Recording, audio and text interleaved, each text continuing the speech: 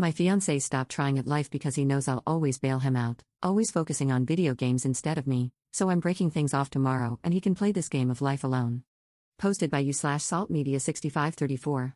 I, 25F, have been with my fiancé, 27M, for 4 years, and we've been engaged for one of those years.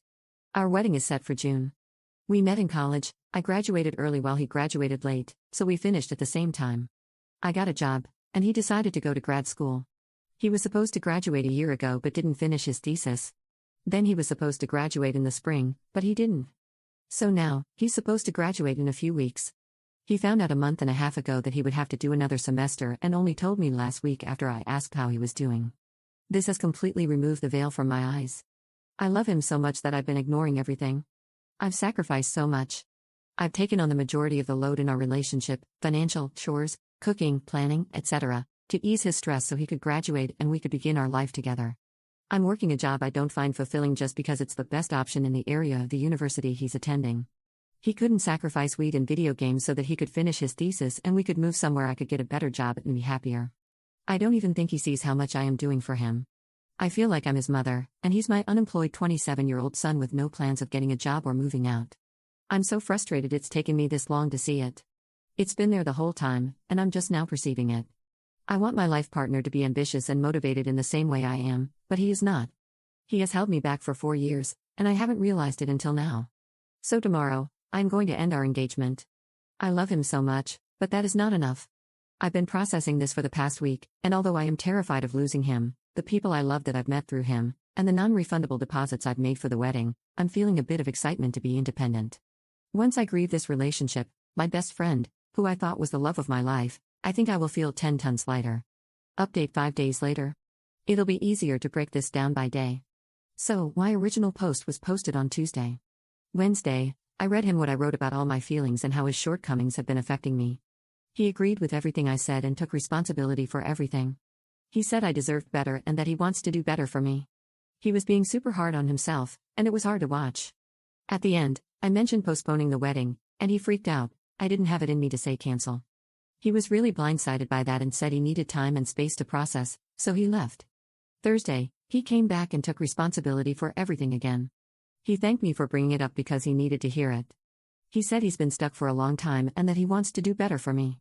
I told him I think we need to part ways in order for both of us to grow in the ways we need, and he was not expecting that at all. He started freaking out. He begged me, he said, "Please don't do this to me. You're my best friend. Please don't give up on me. You haven't even given me a chance."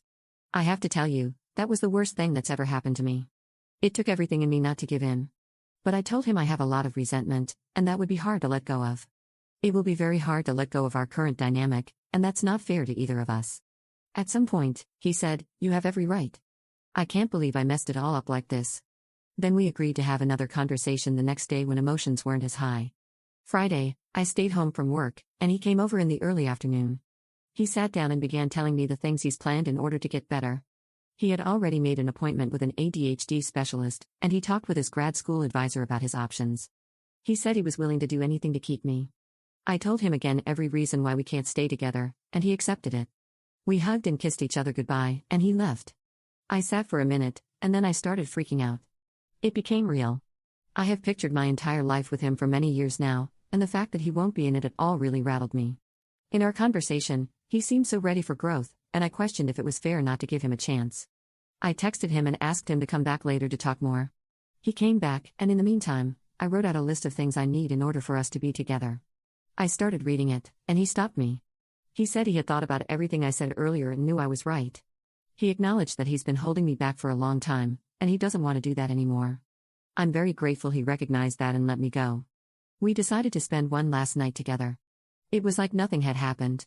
We kissed and cuddled and watched our show. We talked about our relationship and our favorite memories together. We ordered dinner and played our favorite board game. Then we cried ourselves to sleep in each other's arms. In the morning, we said goodbye and both left. We've agreed to no contact for the foreseeable future. This was the best possible ending I could have imagined. I'm so glad he ended up on the same page as me. We still have so much love for each other, but we know it's the best thing for us both. I'll be moving within the next few weeks and hopefully getting a job I actually enjoy. I'm rooting for him and really hope he can figure himself out. What's meant to happen will happen, and I believe that wholeheartedly.